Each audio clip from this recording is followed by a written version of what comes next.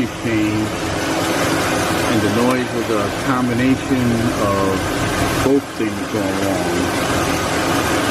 And now it's running good as new.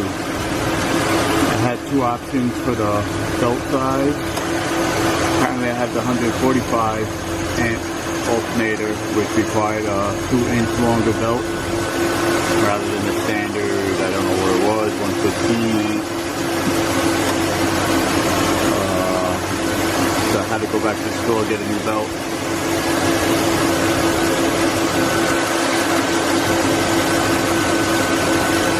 The only thing about the new pulley is that that bracket sticks out a little more, but it's a direct replacement.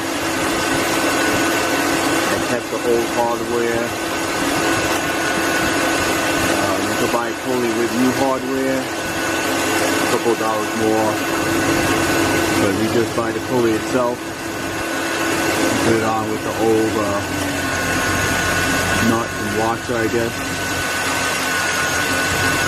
You'll be just fine.